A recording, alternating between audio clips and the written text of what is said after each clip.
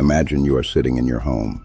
It is the 13th century, southern France, a village in the foothills of the Pyrenees. There is a knock at the door. Two men in robes stand outside. They do not tell you why they have come. They do not show you evidence. They do not tell you who accused you. They simply tell you that you are required to appear before the tribunal. You have no lawyer. You have no right to know your accuser. You have no right to call witnesses in your defense. You have only one right, the right to confess. If you confess, you will be punished, but you will live. If you do not confess, and the tribunal decides you are guilty anyway, you will be handed to the secular authorities and burned alive. This was not a nightmare. This was the law, enforced by the Catholic Church across Europe for 600 years. Today, we are going to find out what the Inquisition was really for, because it was not what they taught you in school. It was not primarily about saving souls. It was not primarily about theological purity. It was about power, land, money, and the elimination of anyone who threatened the machine. The standard story, the one the Church prefers, is that the Inquisition was a theological institution created to protect the faithful from the dangers of heresy. Misguided, perhaps, occasionally excessive, but fundamentally motivated by genuine religious concern. This story is at best incomplete. At worst, it is a lie constructed by the institution that ran the Inquisition to protect its reputation across the centuries. The Inquisition did not begin because heresy was spreading. It began because wealth was concentrating. In the 12th century, across southern France in the region known as the Languedoc, a religious movement was growing, the Cathars. The Cathars were not pagans, not devil worshippers. They were Christians who lived with a simplicity and moral seriousness that put the Catholic clergy to shame. The Cathar perfect owned nothing, ate no meat, practiced radical nonviolence, lived lives of genuine poverty and service. They were, in the eyes of many ordinary people, more genuinely Christian than the Catholic bishops who ate lavish meals in fortified palaces while collecting tithes from starving peasants. And that comparison was the problem. The Cathars were not just a theological deviation, they were a competing business. They do not charge for their sacraments, did not collect tithes, did not sell indulgences, and they were winning converts. If Catharism spread, the Church stood to lose not just souls, but revenue, land, political influence, everything. And so in 1209, Pope Innocent III launched the Albigensian Crusade, the first military campaign by the Church against other Christians. And when the military campaign proved insufficient, the Inquisition followed. The Inquisitor arrived in a town and announced a period of grace. Anyone who came forward voluntarily, confessed their heresy, and named others would receive a reduced sentence, named others. This was not incidental. It was the mechanism. In 1252, Pope Innocent IV formally authorized the use of torture, not as an aberration, as official policy. The Inquisitor's manual reads like a manual for a secret police force, because that is exactly what it was. Now we arrive at the detail that changes everything. When a person was convicted of heresy, their property was confiscated, all of it. Their land, their house, their livestock, their savings, their inheritance. Everything they owned and everything their children stood to inherit was seized. This property was divided between the Inquisition, the local bishop, and the secular authorities. Now ask yourself a question. If you were an inquisitor and your income depended on the property of convicted heretics, what incentive did you have to find people innocent?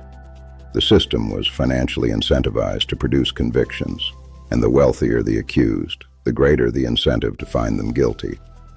The Inquisition did not just punish heresy. It was an engine of land transfer. The Spanish Inquisition was established in 1478 by Ferdinand and Isabella with papal approval. Established to target the conversos, Jews and Muslims who had converted to Christianity. These were people who had already converted. They were already Christians. The Inquisition's charge against them was that their conversion was not sincere, and the evidence used to prove this was extraordinary. Did they refuse to eat pork? Suspicious. Did they wash their hands before meals? Suspicious. Did they change their clothes on a Saturday? Suspicious. The conversos were in many cases among the most successful people in Spain: merchants, bankers, scholars, physicians, and when the Inquisition convicted them, their property was confiscated. Ferdinand and Isabella received a share of everything seized. The Spanish Inquisition was not a religious institution with a financial side effect.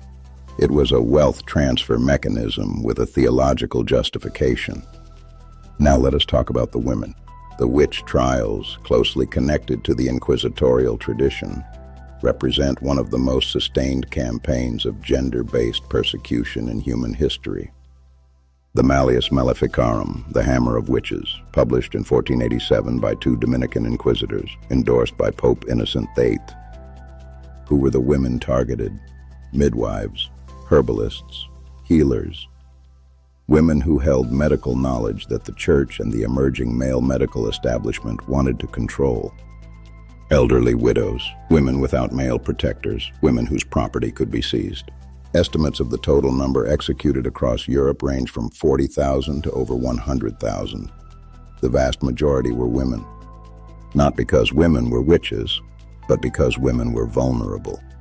And because the Inquisition, like every system of terror, found it easiest to prey on those least able to fight back.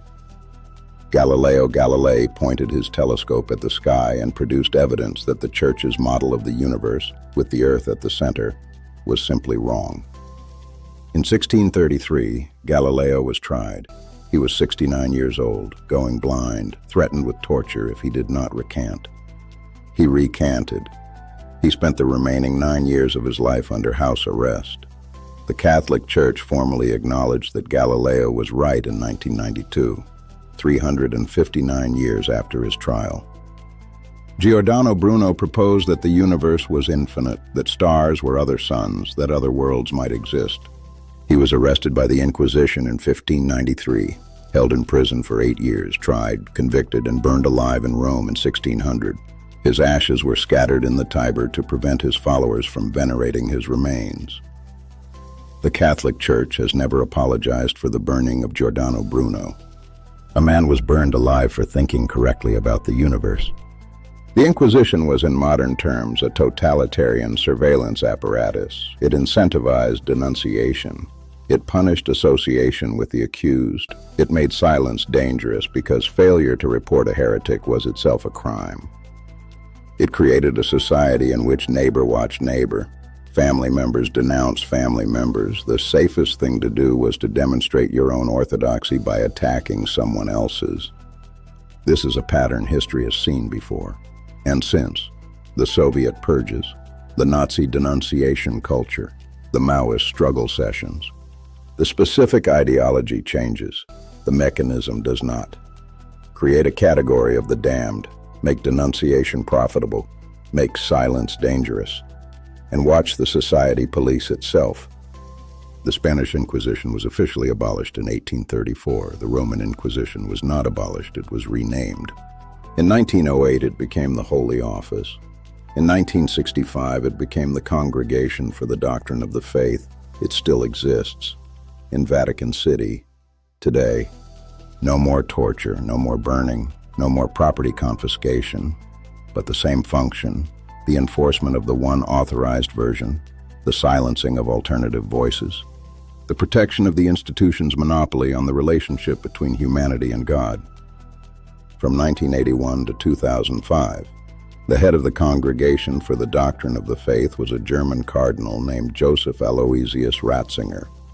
In 2005, he became Pope Benedict XVI. The Grand Inquisitor became Pope.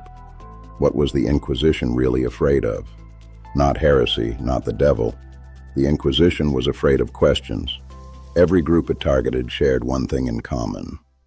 They had an alternative source of authority, an alternative way of knowing, an alternative relationship with the divine that did not require the Church's mediation.